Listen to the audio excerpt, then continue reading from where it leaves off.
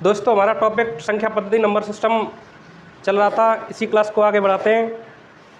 संख्या पद्धति में हम अंकों के बारे में कुछ चर्चा कर रहे थे, महत्वपूर्ण बिंदुओं पर क्लास चल रही थी, जिसमें हम 1 से 100 तक की संख्याओं में कुल अंकों की संख्या 1 से 100 तक की संख्याओं में कुल अंकों की संख्या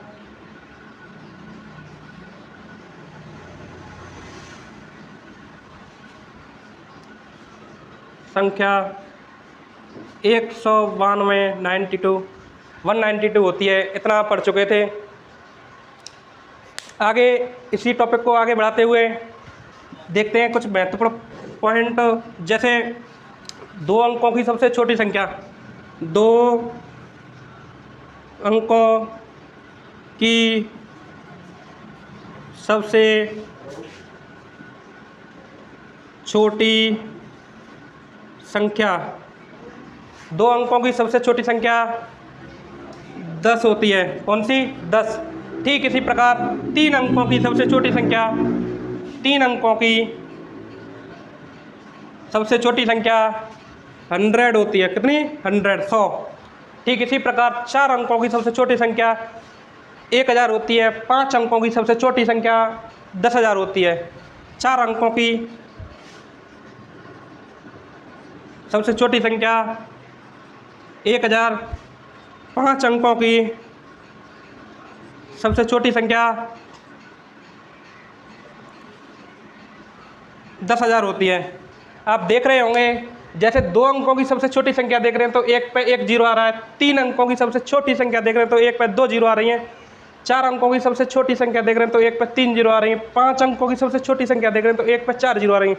ठीक इसी प्रकार यदि कोई पूछ लेता है कि 10 अंकों की सबसे छोटी संख्या बताएं, तो 10 अंकों की सबसे छोटी संख्या ज्ञात करने के लिए 1 पर 9 जीरो आएंगे। 1 2 3 4 5 6 7 8 9। यह संख्या 10 अंकों की सबसे छोटी संख्या होगी। कौन सी? सबसे छोटी संख्या। ठीक इसी प्रकार यदि कोई पूछे कि 2 अंकों की सबसे बड़ी संख्या कौन सी है, ठीक इसी प्रकार यदि कोई पूछे कि 2 अंकों की सबसे बड़ी संख्या कौन सी है, तो हम देखते हैं कि 2 अंकों की सबसे बड़ी संख्या 99 मतलब 99 होती है। ठीक इसी प्रकार 3 अंकों की सबसे छोटी संख्या 999 होती है। अगर आगे देखें तो 4 अंकों की सबसे छोटी संख्या 9999 होती है। ठीक इसी प्रकार सॉरी दोस्तों, 2 अंकों की सबसे बड़ी संख्या 99 होती है। ठीक इसी प्रकार 3 अंकों की सबसे बड़ी संख्या 999 होती है। ठीक इसी प्रकार 4 अंकों की सबसे बड़ी संख्या 9999 होती है। यदि कोई पूछे 5 अंकों की सबसे बड़ी संख्या, 5 अंकों की सबसे बड़ी संख्या 9999 होती है। ठीक इसी प्रकार 6 अंकों की सबसे बड़ी संख्या पूछी जाए, 6 अंकों की सबसे बड़ी संख्या, तो 9 के 6 बार आएंगे। देखो आप देख रहे होंगे, जैसे 2 अंकों की सबसे बड़ी संख्या देख रहे हैं तो 9 2 बार आ रहा है। 3 अंकों की सबसे बड़ी संख्या देख रहे हैं तो 9 3 बार आ रहा है। 4 अंकों की सबसे बड़ी संख्या देख रहे हैं तो 9 4 बार आ रहा है। 5 अंकों की सबसे बड़ी संख्या देख रहे हैं तो 9 5 बार आ रहा है। 6 अंकों की सबसे बड़ी संख्या देखी जा रही है तो 9 6 बार आ रहा है। इसी प्रकार 1 अंक की सबसे बड़ी संख्या देखी जाए, 1 अंक की सबसे बड़ी संख्या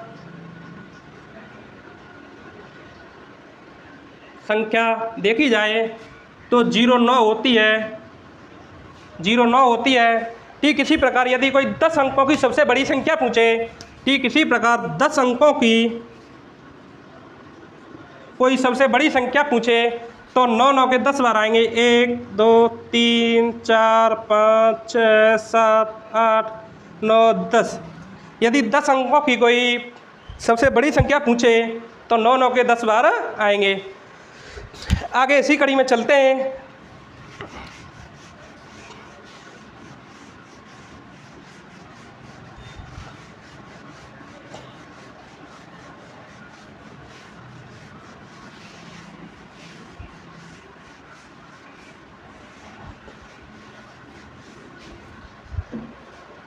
देखो सबसे एक पॉइंट है, नोट पॉइंट, कि जब हम सबसे छोटी संख्या देखते हैं, क्या जब हम सबसे छोटी संख्या देखते हैं तो एक अंक के बाद जीरो लगाते हैं, क्या जीरो लगाते जाते हैं। जैसे 2 अंक की सबसे छोटी संख्या देखी तो एक पे 1 जीरो लगा दिया 10। 3 अंकों की सबसे छोटी संख्या देखी तो एक पे 2 जीरो लगा दिए 100 हो गई। 4 अंकों की सबसे छोटी संख्या देखी तो एक पे 3 जीरो लगा दिए 1000 हो गई। तो इस पॉइंट को नोट करते हैं। जैसे एक जब सबसे छोटी संख्या देखते हैं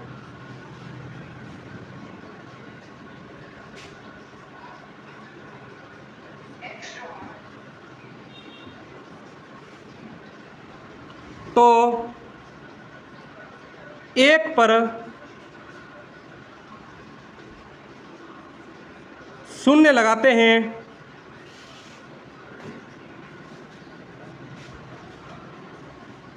तथा जब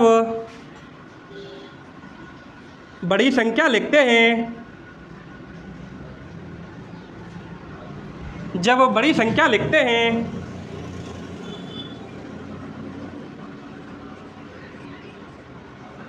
तो 9 के अंक पर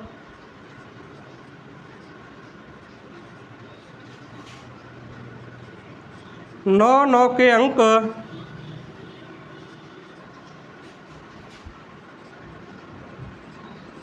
बढ़ाते जाते हैं।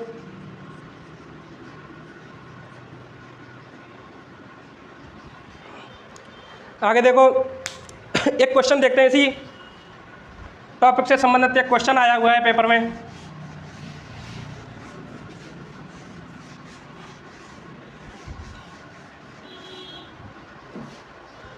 एक क्वेश्चन आया है,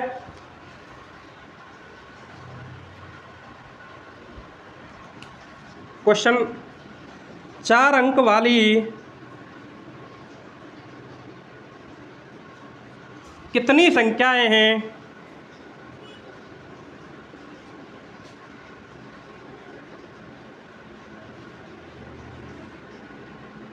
ऑप्शन दे रखे हैं। देखो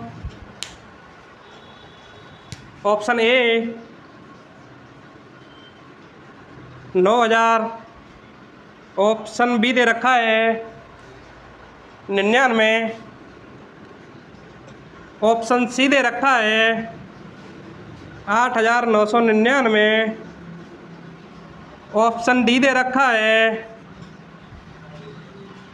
9999।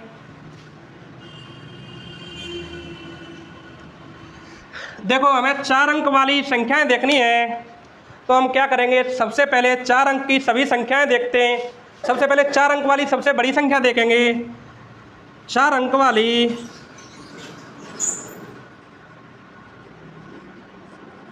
सबसे बड़ी संख्या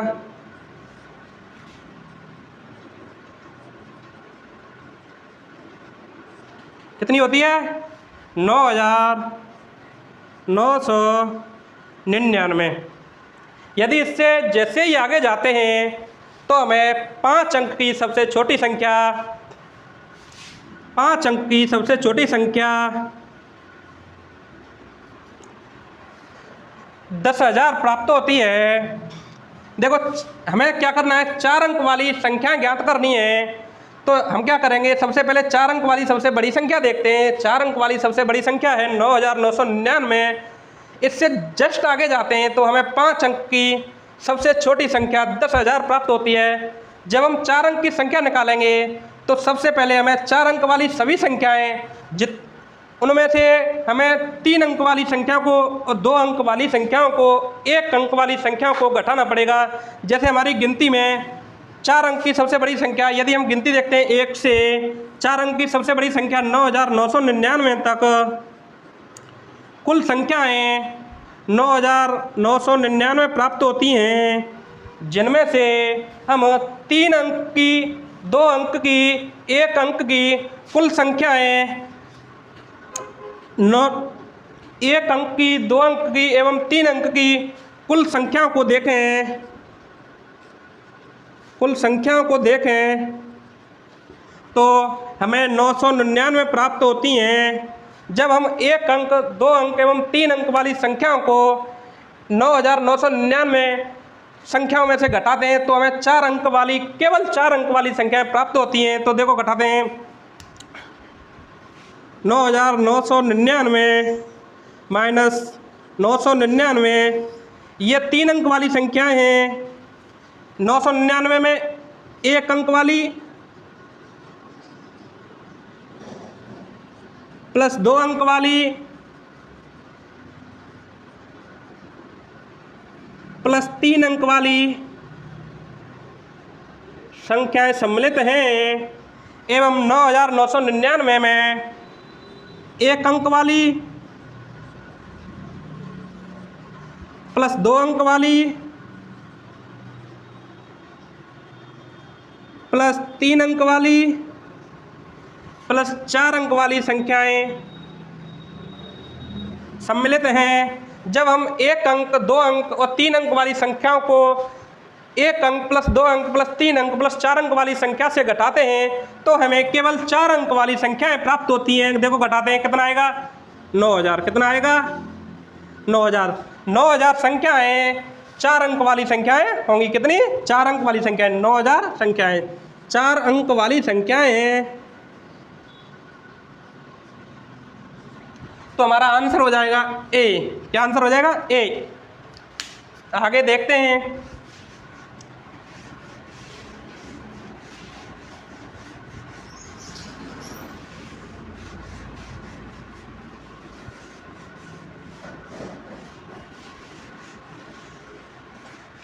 देखो संख्या पद्धति में आगे बढ़ते हैं। प्राकृत संख्याएं, कौन सी? प्राकृत संख्याएं, नेचुरल नंबर। आगे लिखते हैं प्राकृत संख्याएं। प्राकृत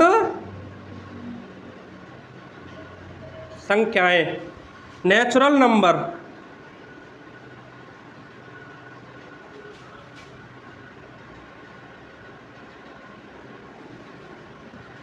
देखो जब हम प्राकृतिक संख्याओं की बात करते हैं तो वे संख्याएं जो गिनती गिनने के काम में आती हैं, वे संख्याएं जो गिनती गिनने के काम में आती हैं प्राकृत संख्याएं कहलाती हैं। इन संख्याओं के समुच्चय को n के द्वारा दर्शाया जाता है। प्राकृत संख्याएं वे संख्याएं जो गिनती गिनने के काम में आती हैं, इन संख्याओं के समुच्चय को n से दर्शाया जाता है। जैसे इन संख्याओं में ये संख्या 1 से प्रारंभ होती हैं। 1, 2, 3, 4, 5, 6, 7, 8, जैसे जैसे आगे बढ़ते जाएंगे तो अनंत की ओर जितनी भी संख्याएं गिनी जाती हैं, जिनको हम गिन सकते हैं, प्राकृत संख्याएं कहलाती हैं। अर्थात प्राकृत संख्याओं का जो समुच्चय होता है या समूह होता है, जितनी भी प्राकृत संख्याएं हैं, उन सभी प्राकृत संख्याओं के समूह को n के द्वारा दर्शाया जाता है। आगे हम देखते हैं पूर्ण संख्याएं। कौन सी संख्याएं? पूर्ण संख्याएं, जिनको होल नंबर कहा जाता है। कौन सी संख्याएं? पूर्ण संख्याएं। पूर्ण संख्याएं, जिनको हम होल नंबर कहते हैं।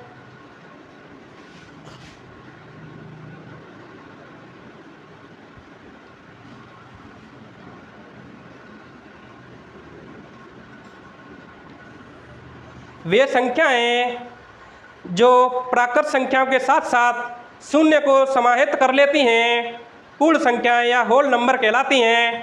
पूर्ण संख्याओं के समुच्चय को हम W से व्यक्त करते हैं। पूर्ण संख्याएं वे संख्याएं होती हैं जिनमें प्राकृत संख्याओं के साथ साथ शून्य भी समाहित होता है। ऐसी संख्याओं के समूह या समुच्चय को पूर्ण संख्या कहते हैं। इस प्रकार के समुच्चय को W से प्रदर्शित करते हैं।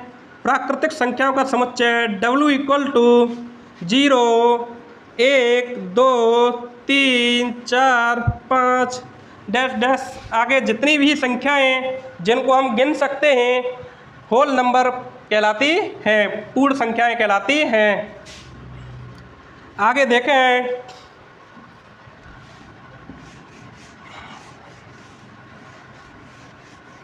पूर्णांक। आगे देखें क्या, पूर्णांक।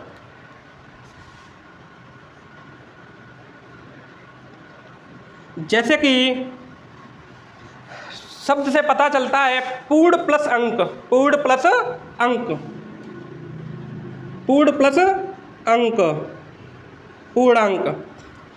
पूर्ण संख्याओं के समुच्चय के साथ साथ जितनी भी धनात्मक एवं ऋणात्मक संख्याएं होती हैं पूर्णांक संख्या कहलाती हैं, चाहे वो धनात्मक हो या ऋणात्मक हो।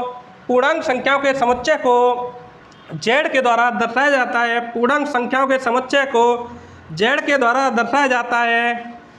इन संख्याओं में सभी माइनस की संख्याएं, जैसे माइनस की जितनी भी संख्याएं हमें गिनी जा सकती हैं उधर से लेते हुए इसमें शून्य एवं सभी धनात्मक संख्याएं समाहित होती हैं। पूर्णांक संख्याओं के समुच्चय को हम Z के द्वारा दर्शाते हैं। देखो,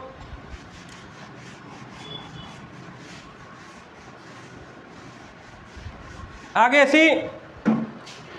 इसी में देखते हैं।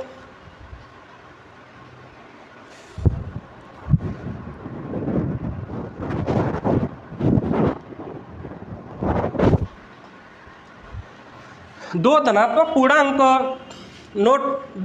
एक दो पॉइंट नोट करते हैं पूर्णांकों के बारे में। जैसे दो धनात्मक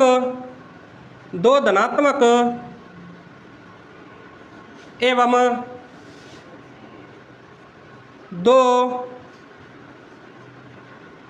ऋणात्मक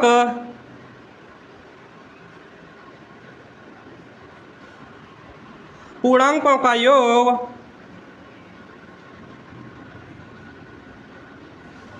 दो धनात्मक एवं ऋणात्मक पूर्णांकों का योग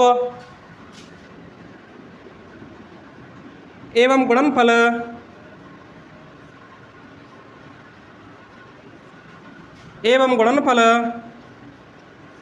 हमेशा धनात्मक पूर्णांक ही प्राप्त होता है।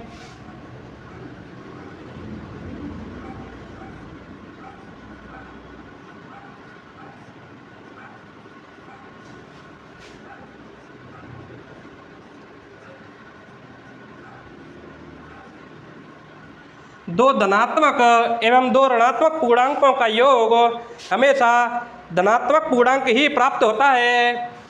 अर्थात कहा जाए कि समान संख्याओं का या समान चिन्ह वाली संख्याओं का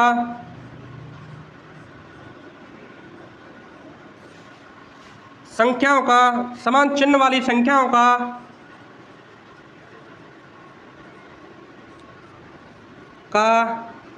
योग एवं गुणनफल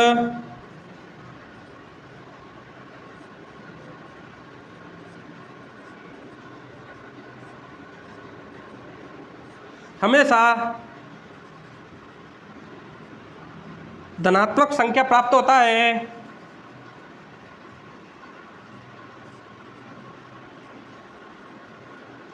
धनात्मक संख्या प्राप्त होता है।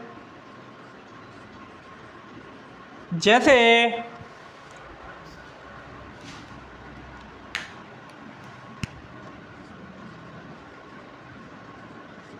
एक उदाहरण के तौर पर देखा जाए, -7 plus -7 multiply -8 equal two plus का 56 प्राप्त होता है।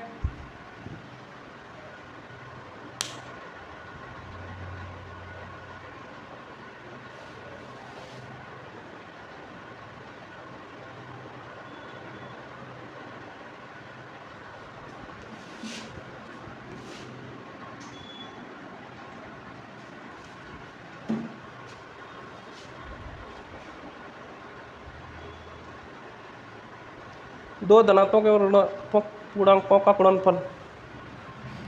दो धनात्मक एवं ऋणात्मक पूर्णांकों का गुणनफल हमेशा धनात्मक ही प्राप्त होता है, अर्थात समान चिन्ह वाली संख्याओं का गुणनफल योग नहीं गुणनफल हमेशा धनात्मक प्राप्त होता है। जैसे -7 × -8 = 56। ठीक इसी प्रकार 7 × 8 = भी 56 होता है।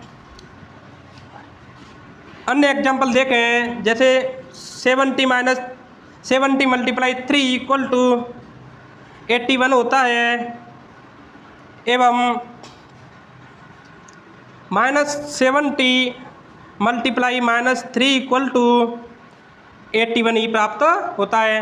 तो हमने देखा जब धनात्मक चिन्ह हो फिर भी मल्टीप्ल किया जाए, जब धनात्मक चिन्ह हो फिर भी मल्टीपल किया जाए, गुणा किया जाए तो धनात्मक संख्या प्राप्त होती है, तथा दोनों संख्या जब ऋणात्मक होती हैं फिर भी मल्टीपल किया जाए तो भी संख्या धनात्मक प्राप्त होती है। आगे एक नोट पॉइंट और देखें, इसको दोबारा देखें। दो धनात्मक एवं दो ऋणात्मक पूर्णांकों का गुणनफल योग नहीं गुणनफल हमेशा धनात्मक पूर्णांक ही प्राप्त होता है, अर्थात समान चिन्ह वाली संख्याओं का योग नहीं गुणनफल हमेशा धनात्मक संख्या ही प्राप्त होता है। दो धनात्मक या ऋणात्मक पूर्णांकों का गुणनफल हमेशा धनात्मक ही प्राप्त होता है, एवं समान चिन्ह वाली संख्याओं का गुणनफल हमेशा धनात्मक ही प्राप्त होता है। आगे का एक पॉइंट और देखें,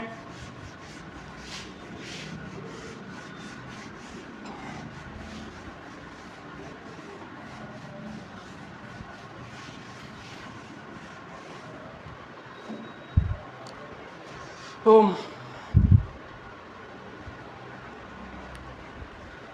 एक धनात्मक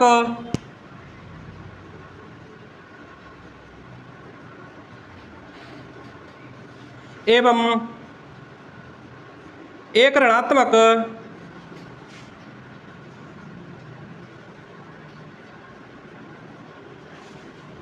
संख्या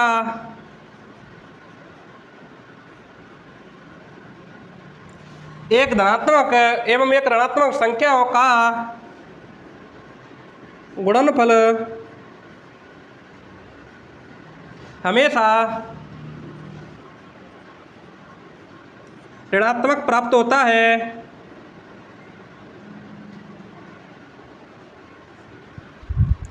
एक धनात्मक एवं एक ऋणात्मक संख्याओं का गुणनफल हमेशा ऋणात्मक प्राप्त होता है,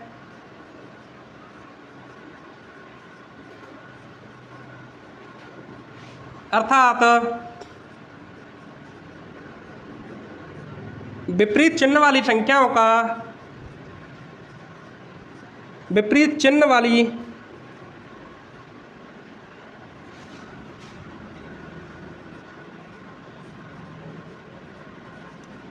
संख्याओं अर्थात विपरीत चिन्ह वाली संख्याओं या पूर्णांकों का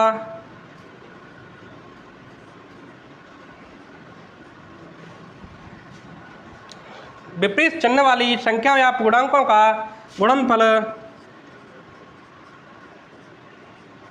हमेशा ऋणात्मक प्राप्त होता है।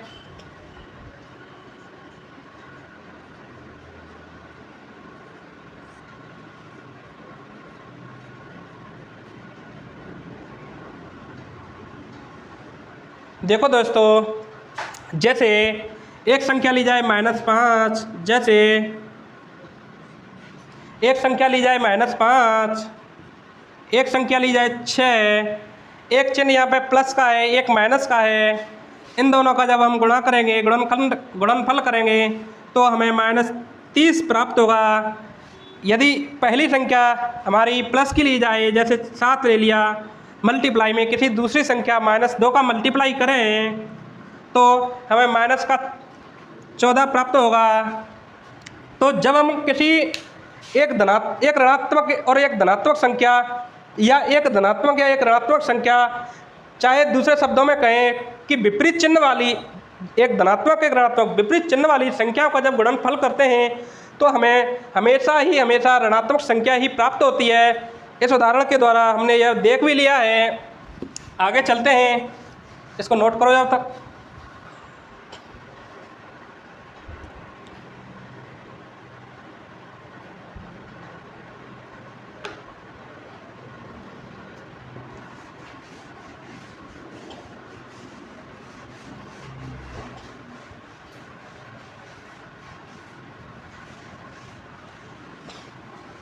आगे देखते हैं ऋणोत्तर संख्याएं। कौन सी? ऋणोत्तर संख्याएं। ऋणोत्तर संख्याएं।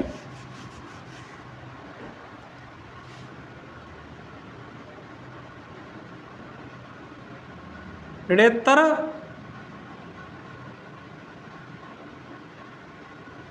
संख्याएं वे संख्याएं जो ऋणात्मक नहीं होती, ऋणोत्तर संख्याएं कहलाती हैं। अर्थात वे संख्याएं जिनमें जीरो एवं सभी धनात्मक संख्याएं होती हैं, ऋणोत्तर संख्याएं कहलाती हैं। लिखेंगे वे संख्याएं जो ऋणात्मक नहीं होती, अर्थात शून्य एवं सभी धनात्मक संख्याएं ऋणोत्तर संख्याएं कहलाती हैं। आगे देखो,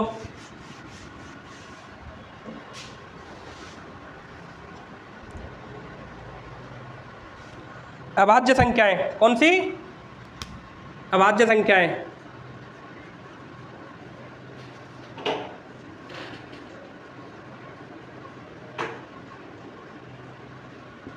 प्राइम नंबर।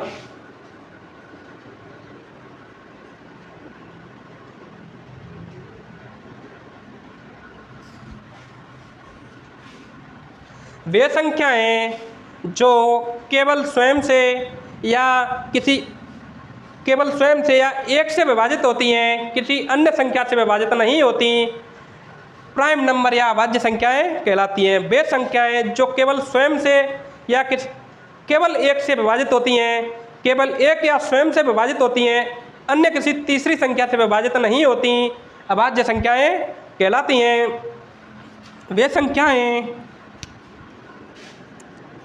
वे संख्याएं जो केवल स्वयं से एवं एक से विभाजित होती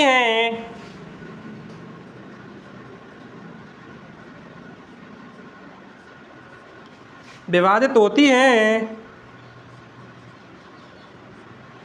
अन्य किसी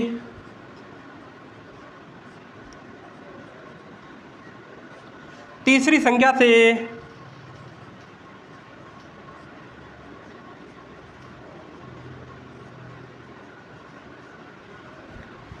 विभाजित नहीं होती,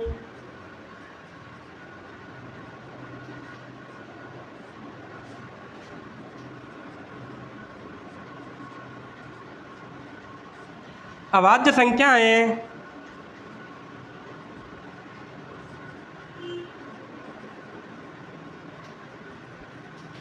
या ऋण नंबर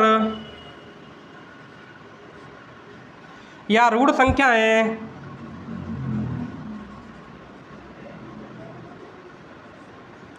प्राइम नंबर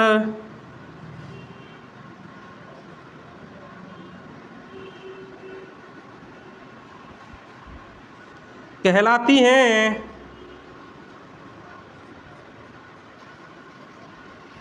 जैसे उदाहरण के तौर पर देखा जाए 2, 3, 5, 7, 11, 13, 17, 19, 23, 29, 31,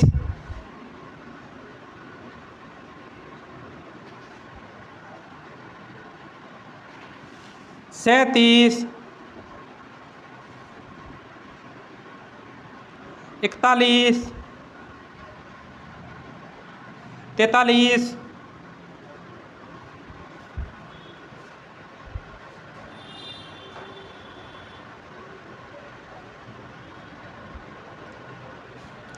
47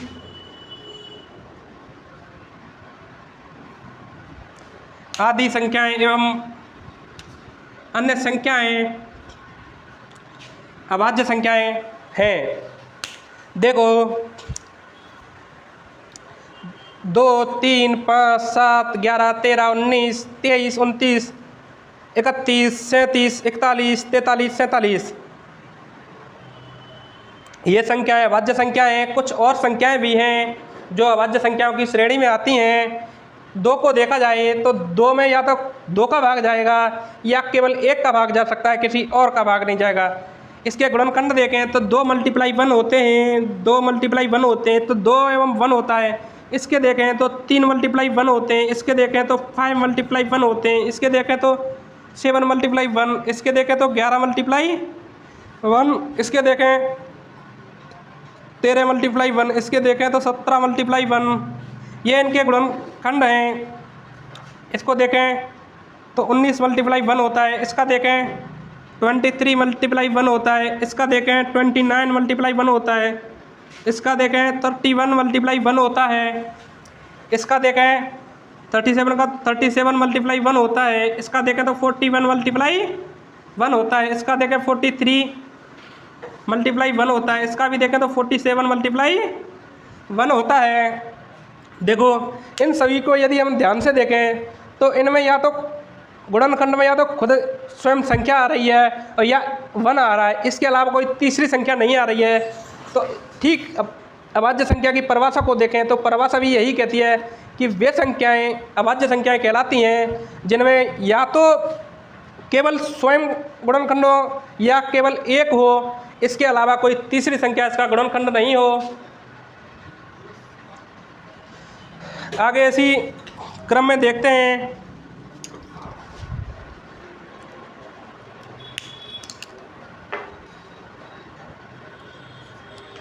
भाज्य संख्या या संयुक्त संख्याएं। कौन सी संख्याएं? भाज्य संख्याएं।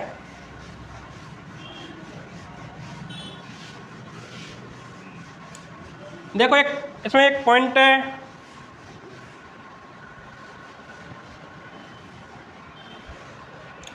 एक महत्वपूर्ण बिंदु है इस अभाज्य संख्या के अंदर कि जो 2 है, 2 केवल एकमात्र सम संख्या है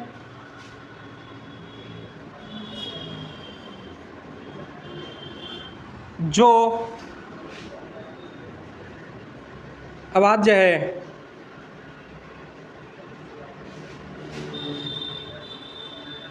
अर्थात 2 केवल एकमात्र ऐसी संख्या, ऐसी सम संख्या है जो अभाज्य है।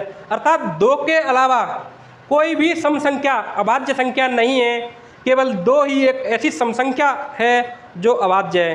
कहने का मतलब है सम संख्याओं में यदि देखा जाए तो केवल 2 एकमात्र संख्या प्राप्त होगी आपको जो अभाज्य होगी। एवं 2 के बारे में एक कंडीशन और देखें कि यह सबसे छोटी अभाज्य संख्या है।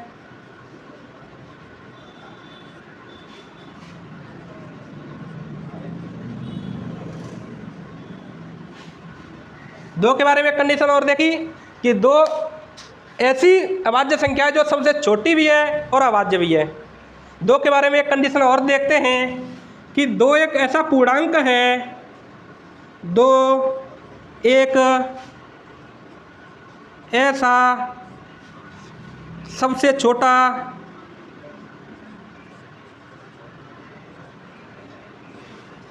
पूर्णांक है जो अभाज्य है। अभाज्य है। 2 के बारे में एक और पॉइंट देखें तो 2 सबसे छोटी अभाज्य प्राकृत संख्या भी है। कौन सी?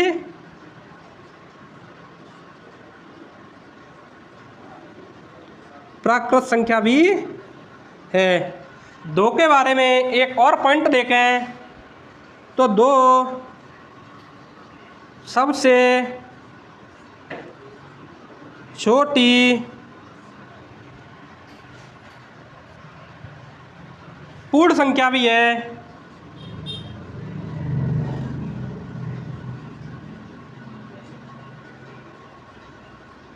जो अभाज्य है। 2 के बारे में एक पॉइंट और देखें कि 2 एक ऐसी सबसे छोटी संख्या है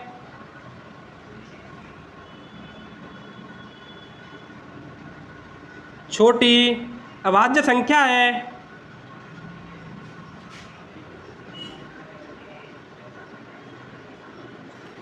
जो परमेय भी है, जो परमेय भी है। 2 संख्या के बारे में इन पॉइंटों को नोट करें।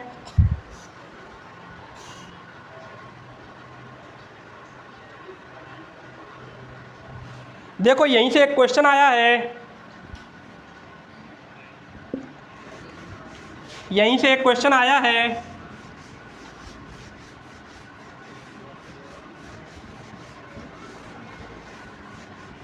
यहीं से एग्जाम में एक क्वेश्चन आया है कि निम्नलिखित में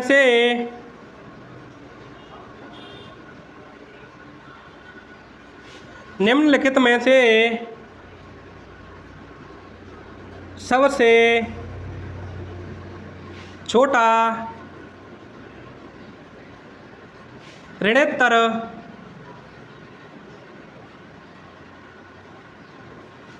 अभाज्य पूर्णांक कौन सा है?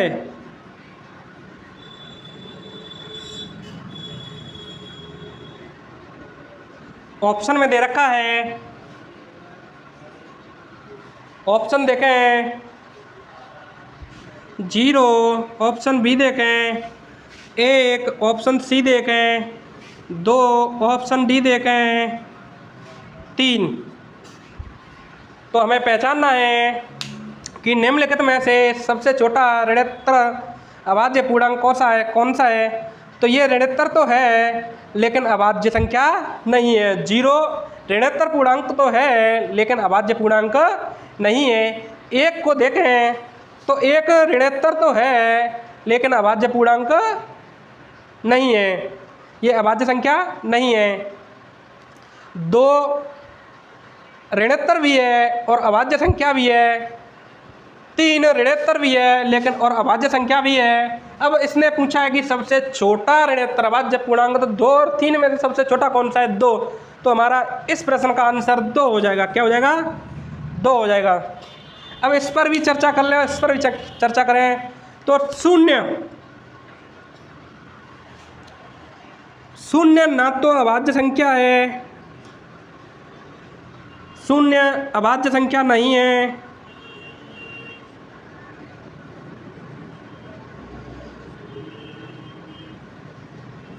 अभाज्य संख्या नहीं है एवं नहीं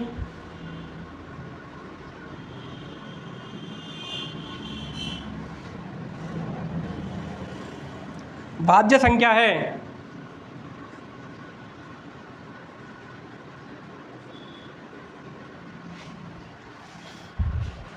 ठीक इसी प्रकार एक न तो अभाज्य संख्या है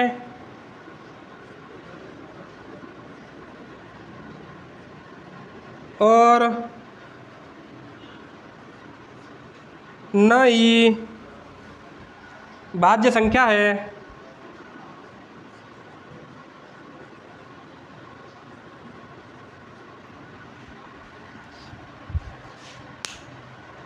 देखो आप 0 अभाज्य संख्या नहीं है और ना ही भाज्य संख्या है। आप कहेंगे कि 0 में 2 का, 3 का, 5 का, 8 का, 10 का सभी संख्याओं का भाग जाता है तो ये संख्या भाज्य होनी चाहिए। तो इस चीज़ का खंडन हम करते हैं। देखो आप कहते हैं कि जीरो में 2 का भाग जाता है, 3 का भाग जाता है, 1 का भाग जाता है, कोई भी संख्या हो सभी संख्याओं का शून्य में भाग चला जाता है। और हम कह रहे हैं कि जब भाग जाता है तो संख्या भाज्य होनी चाहिए। भाई या तो खुद का या 1 के अलावा किसी तीसरी संख्या का भाग जाता है। इसमें तो जीरो में 1 का भी भाग जा रहा है, 2 का भी भाग जा रहा है, 3 का भी भाग जा रहा है, 4 का भी भाग जा रहा है, 10 का देंगे 10 का भी जाएगा, 20 का देंगे 20 का भी जाएगा, 1000 का भाग देंगे तो भी 1000 का भाग जाएगा। किसी भी संख्या का भाग देंगे जीरो में विभाजित हो जाएगी, लेकिन फिर भी यह संख्या भाज्य संख्या नहीं है। इसका खंडन कैसे करेंगे? तो देखो आगे आती है अंकगणित की आधारभूत प्रमेय। एक प्रमेय दे रखी है कि अंकगणित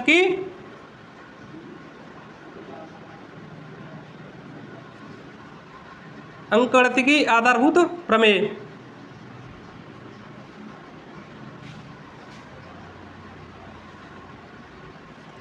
शून्य भाज्य नहीं है, इस बात का खंडन अंकगणित की आधारभूत प्रमेय करती है।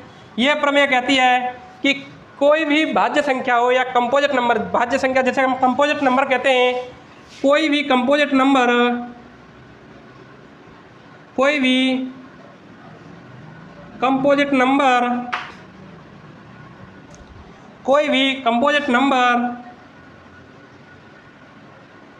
भाज्य संख्या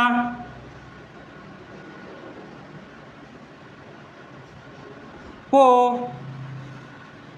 अभाज्य संख्याओं के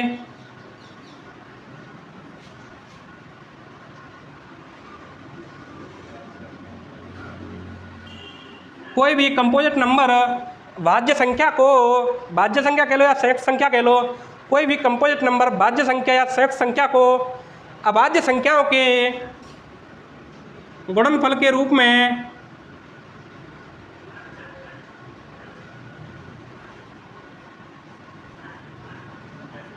व्यक्त कर सकते हैं। भाई कोई भी भाज्य संख्या होगी उसको हम अभाज्य संख्याओं के गुणनखंड के रूप में व्यक्त कर सकते हैं, गुणनफल के रूप में व्यक्त कर सकते हैं। तो जीरो यदि भाज्य संख्या है, जीरो को यदि भाज्य संख्या मान है, हम कह रहे हैं जीरो भाज्य संख्या नहीं है, ये सही बात है। यदि हम जीरो को भाज्य संख्या माने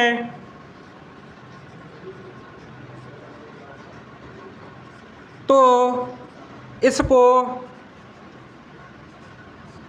अभाज्य संख्याओं के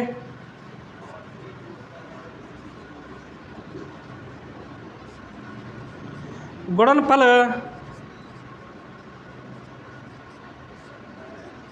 के रूप में व्यक्त किया जाना चाहिए।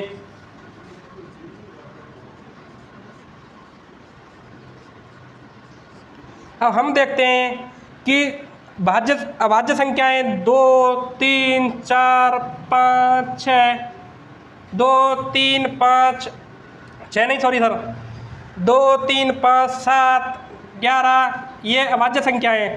तो जीरो को हम 2, 3, 5, 7, 11 आदि अभाज्य संख्याओं के गुणनफल के रूप में व्यक्त नहीं कर सकते। जीरो को 2, 3, 5, 7, 11 अभाज्य संख्याओं के गुणनफल के रूप में व्यक्त नहीं कर सकते। इस तथ्य के द्वारा आधारभूत प्रमेय का खंडन होता है। अतः जीरो ना तो अभाज्य संख्या है और ना ही भाज्य संख्या है, इस बात से यह सिद्ध होता है। आगे देखें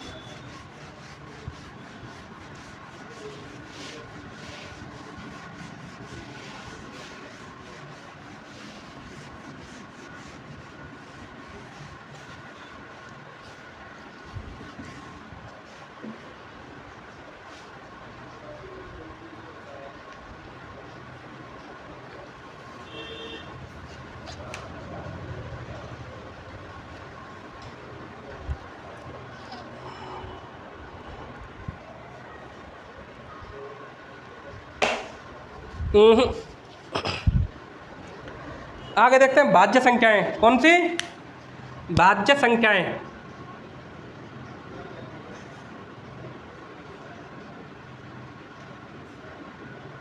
जिनको संयुक्त संख्याएं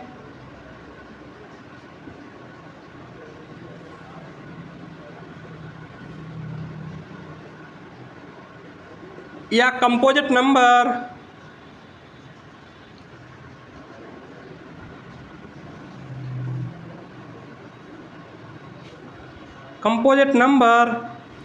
कहते हैं।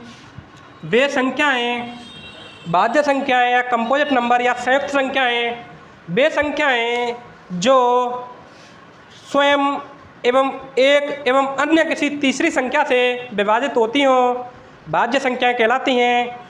भाज्य संख्याएं या संयुक्त संख्याएं या कंपोजिट नंबर वे संख्याएं संयुक्त संख्या या भाज्य संख्या या कंपोजिट नंबर कहलाती हैं जो स्वयं से एवं एक से एवं किसी अन्य तीसरी और संख्या से विभाजित होती हों।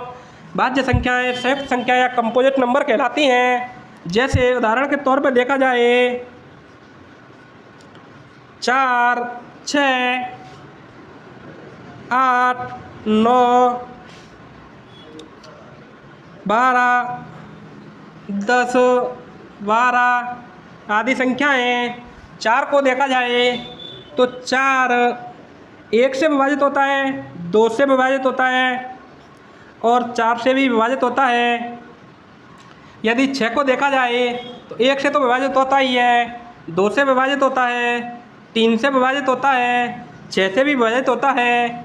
8 को देखा जाए 1 से विभाजित होता है, 2 से विभाजित होता है, 4 से विभाजित होता है, 8 से भी विभाजित होता है। 9 को देखा जाए तो 1 से विभाजित होता है, 3 से विभाजित होता है, 9 से विभाजित होता है। 10 को देखा जाए 1 से विभाजित होता है, 2 से विभाजित होता है, 5 से विभाजित होता है, 10 से भी विभाजित होता है। इस प्रकार इन सभी संख्याओं को देखें और आगे भी बहुत सारी संख्याएं हैं जो स्वयं से विभाजित होती हैं और 1 से भी विभाजित होती हैं। इसके अलावा किसी अन्य संख्या से भी कम से कम 1 या 1 से अधिक संख्याओं से विभाजित होती हैं। जैसे यहाँ 1 और 4 से विभाजित होने के साथ साथ 2 से भी विभाजित होता है। यहाँ 6 1 और 6 से विभाजित होने के साथ साथ 2 और 3 से विभाजित होता है। यहाँ 8 1 और 8 से विभाजित होने के साथ साथ 2 और 4 से विभाजित होता है। यहाँ 9 1 और 9 से विभाजित होने के साथ साथ 3 से विभाजित होता है। ठीक इसी प्रकार आगे जितनी भी इस प्रकार की संख्याएं आती हैं वो स्वयं और 1 से विभाजित होने के साथ साथ अन्य से भी विभाजित होती हैं। इस प्रकार की जो संख्याएं होती हैं उनको कंपोजिट नंबर, संयुक्त संख्या या भाज्य संख्याएं कहा जाता है। आगे देखें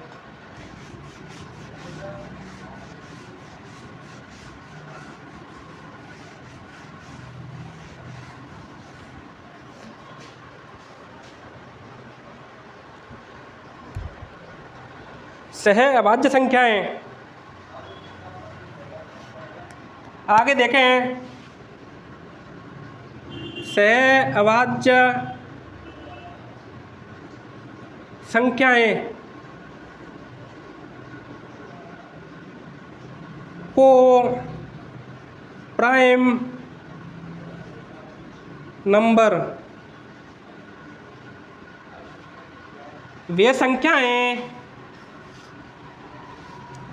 सह अभाज्य संख्याएं वे संख्याएं जिन संख्याओं का लघुत्तम समापवर्तक वे संख्याएं जिन संख्याओं का लघुत्तम समापवर्तक HCF हाईएस्ट कॉमन फैक्टर वे संख्याएं जिन संख्याओं का लघुत्तम समापवर्तक HCF हाईएस्ट कॉमन फैक्टर 1 होता है।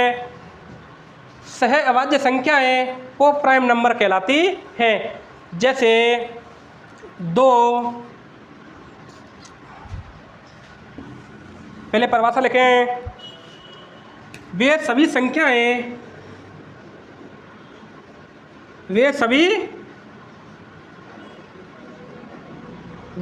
संख्याएं जिनका HCF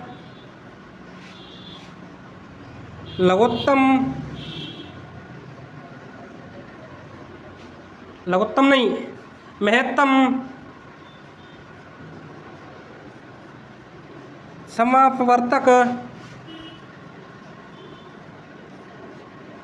महत्तम समापवर्तक हाईएस्ट कॉमन फैक्टर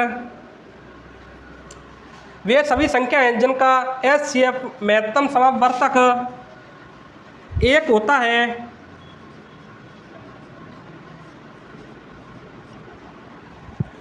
वे सभी संख्याएं जिनका एचसीएफ वे संख्याएं जिनका एचसीएफ महत्तम समापवर्तक 1 होता है तथा युग्म के रूप में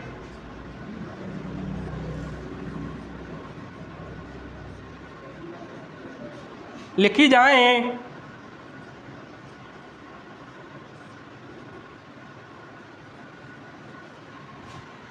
सहअभाज्य संख्याएं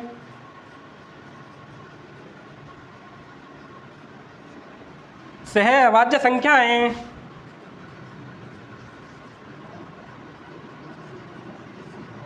को प्राइम नंबर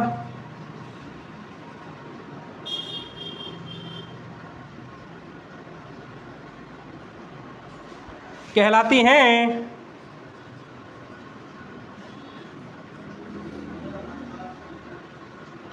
एग्जाम्पल के तौर पे जैसे देखा जाए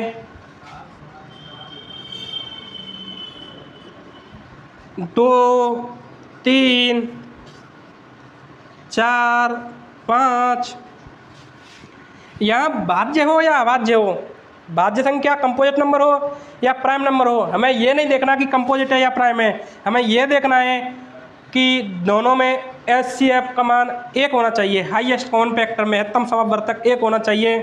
तो वे दोनों युग्म के रूप में संख्याएं कैसी कहलाएंगी? को प्राइम नंबर कहलाएंगी।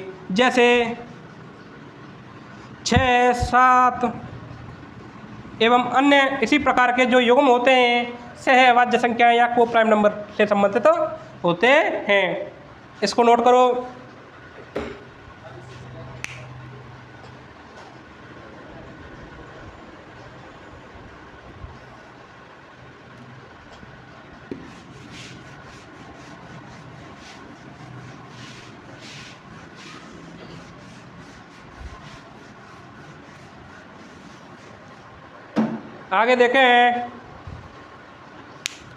आगे देखें युग्म अभाज्य संख्याएं।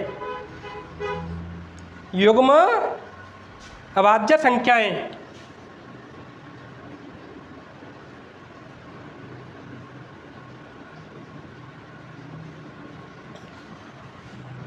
युग्म अभाज्य संख्याओं को देखें तो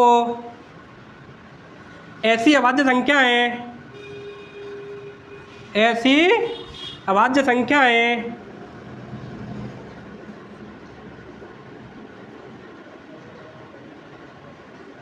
जिनका अंतर 2 हो, ऐसी अभाज्य संख्याएं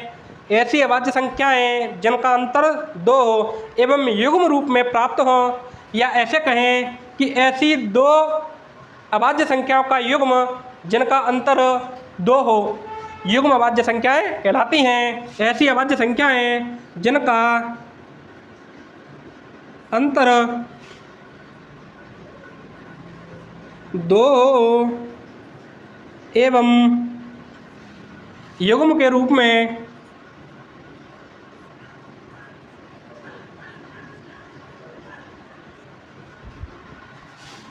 प्रदर्शित की जाए।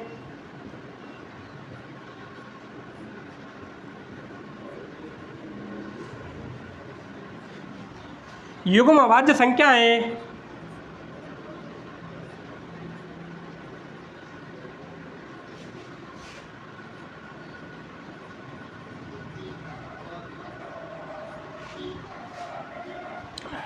ट्विन प्राइम फैक्टर, कोई twin prime number TWIN twin prime number कहलाती हैं।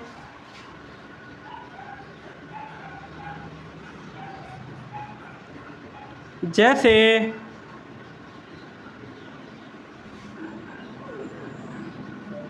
3, 5, 5, 7, 11, 13, 17, 19, ठीक इसी प्रकार से अन्य संख्या भी ट्विन अभाज्य संख्याएं हो सकती हैं। आगे देखें,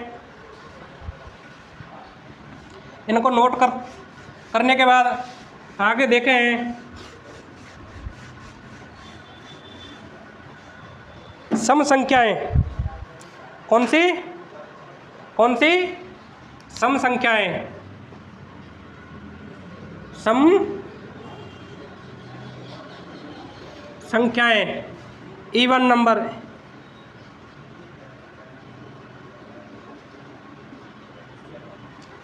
वे संख्याएं जो 2 से पूरी तरह विभाजित होती हैं सम संख्याएं कहलाती हैं। वे संख्याएं जो 2 से पूरी तरह विभाजित होती हैं सम संख्याएं कहलाती हैं। जैसे देखें, जैसे 2, 4, 6, 8, 10, ठीक इसी प्रकार से आगे संख्याओं को देखा जाए तो सभी संख्याओं का समुच्चय सम संख्याएं कहलाएंगी। आगे सम संख्या में एक पॉइंट देखें तो नोट पॉइंट, लेकिन सभी सम संख्याओं का योग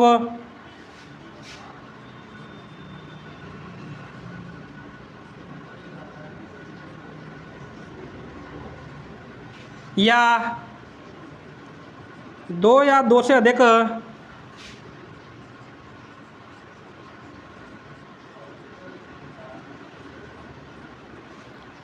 सम संख्याओं का योग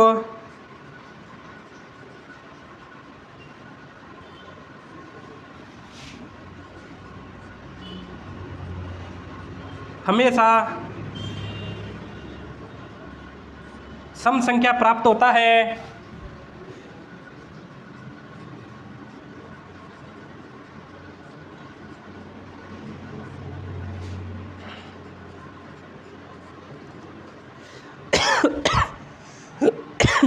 एवं गुणनफल भी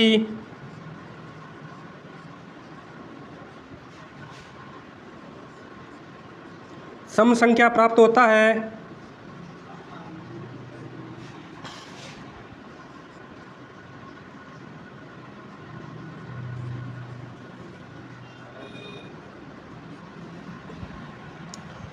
सभी सम संख्याओं का योग यह 2 या 2 से अधिक सम संख्याओं का योग हमेशा सम संख्या प्राप्त होता है। जैसे देखा जाए तो 2 + 4 2 सम संख्याएँ हैं, इन दोनों का योग किया जाए तो 6 भी एक सम संख्या प्राप्त होगी।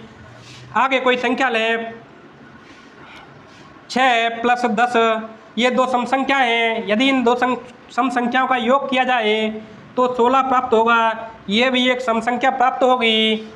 2 एवं 4 दोनों का मल्टीप्लाई किया जाए तो 8 प्राप्त होगा।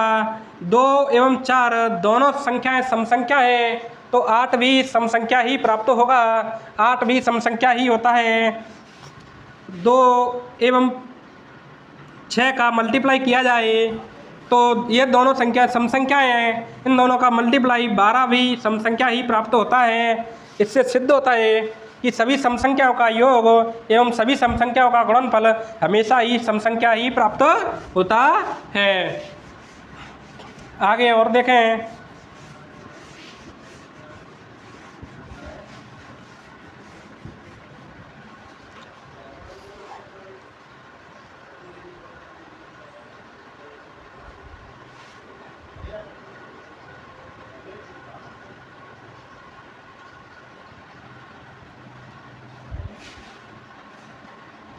विषम संख्याएं कौन सी?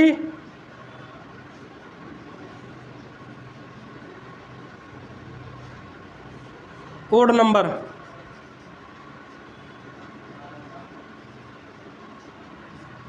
वे संख्याएं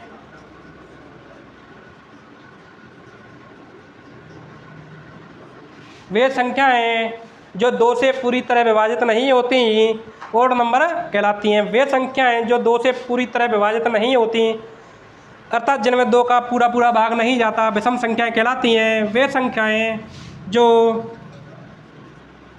2 से पूरी तरह विभाजित नहीं होती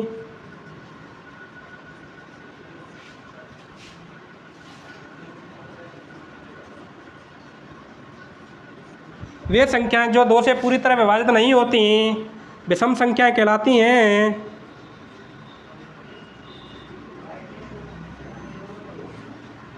विषम संख्याएं कहलाती हैं। जैसे 1, 3, 5, 7, 9, 11 एवं अन्य संख्याएं विषम संख्याएं हैं। एक नोट पॉइंट और लिखें, 2 विषम संख्याओं का योग 2 विषम संख्याओं का योग हमेशा सम संख्या प्राप्त होता है। 2 विषम संख्याओं का योग हमेशा सम संख्या प्राप्त होता है। इसको हम सिद्ध करके देखें तो कोई 2 विषम संख्या लेते हैं, जैसे 3 ले ली और 5 ले ली। इन दोनों संख्याओं का योग करें तो 3 और 5 कितना होता है? 8। तो ये दोनों 3 भी विषम संख्या है, 5 भी विषम संख्या है। इन दोनों का योग किया तो हमें 8 सम संख्या प्राप्त हुआ। तो इससे यह सिद्ध होता है कि 2 विषम संख्याओं का योग हमेशा सम संख्या प्राप्त होता है। कोई और संख्या देख लेते हैं, जैसे 11 एवं 17, ये 2 विषम संख्याएं हैं। यदि इन दोनों को ऐड किया जाए तो हमें 28 प्राप्त होता है, जो कि एक सम संख्या है। अर्थात इससे भी यह सिद्ध होता है कि 2 विषम संख्याओं को जब हम ऐड करते हैं तो हमें एक सम संख्या प्राप्त होती है।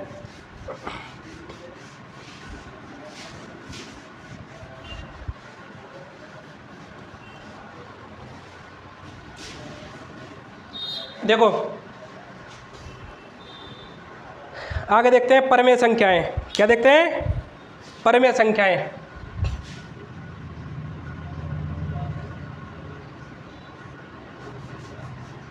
परमेय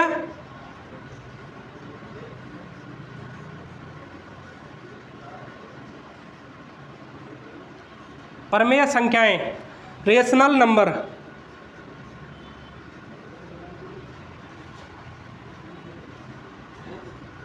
रेशनल नंबर परमेय संख्याओं को जब देखते हैं तो वे संख्याएं जिनको हम P/Q के रूप में लिख सकते हैं, जहां P और Q 2 पूर्णांक हैं एवं Q इज नॉट इक्वल 0 होता है, Q 0 के बराबर नहीं होता है। अर्थात वे संख्याएं जिन्हें 2 पूर्णांकों के भागफल के रूप में लिख सकते हैं, जहां P एक भागफल होता है, Q एक भागफल होता है, जहां Q 0 के बराबर नहीं होता है और P एवं Q दोनों पूर्णांक होते हैं। Q पूर्णांक 0 के बराबर नहीं होता है, P 0 हो सकता है एवं Q 0 के बराबर नहीं हो सकता। ऐसी संख्याएं जिन्हें दर्शा सकते हैं परमेय संख्या के रूप में कहलाती हैं। अर्थात वे संख्याएं जिन्हें P/Q के रूप में लिख सकते हैं, पहली कंडीशन ये होती है P/Q के रूप में लिख सकते हैं। दूसरी कंडीशन ये होती है P एवं Q दोनों पूर्णांक होते हैं। P एवं Q दोनों पूर्णांक होते हैं, जहाँ Q नीचे वाली संख्या 0 नहीं होती है। ये कह रहा है कि परमेय संख्या वे संख्याएं होती हैं जहाँ P पूर्णांक होता है, Q पूर्णांक होता है, अर्थात वे भिन्न होती हैं। परमेय संख्या वे भिन्न संख्याएं होती हैं जहाँ अंश P एक पूर्णांक होता है और हर भी एक पूर्णांक होता है। अंश कोई सा भी पूर्णांक हो सकता है, लेकिन हर 0 पूर्णांक नहीं हो सकता। ऐसी संख्याओं का उदाहरण देखें तो जैसे 5/2, जहाँ 5 एक पूर्णांक है, 2 भी एक पूर्णांक है, तो 5/2 एक परमेय संख्या होगी। कैसी संख्या होगी? परिमेय संख्या होगी। जैसे आगे कोई संख्या देखें, हमने संख्या ले ली 10। अब इसको आपको पहचानना है कि 10 एक परिमेय संख्या है या नहीं। तो जैसे ही हम 10 को देखते हैं तो 10 हमें देखने में तो ऐसा लगता है कि ये P/Q के रूप में नहीं है, लेकिन हम जानते हैं कि कोई भी संख्या हो उसके मल्टीप्लाई में हमेशा 1 होता है, उसके डिवीजन में भी हमेशा 1 होता है, उसकी घातांक के रूप में भी हमेशा 1 होता है। तो इसको देखा जाए तो ये केवल 10 नहीं है, ये 10 के साथ 10 बराबर 10 की पावर 1 भी है, बराबर 10/1 भी है, बराबर 10 मल्टीप्लाई 1 भी है। इस 10 का मतलब ये सभी संख्याएं हो सकती हैं। जब हम इस 10 को देखें तो इस वाली फॉर्म को देखते हैं तो हमें ये फॉर्म P/Q के रूप में नज़र आती है, जहाँ 10P अंश के बराबर होगा और Q1 1 के बराबर होगा, जहाँ P और Q 10 और 1 दोनों पूर्णांक हैं और Q 1 है न कि 0 है। P/Q 1 है न कि Q का मान 0 नहीं है। इससे यह सिद्ध होता है कि 10 भी एक परिमेय संख्या है। आगे इसी कड़ी में हम और परिमेय संख्या देखेंगे। आज का टॉपिक यहीं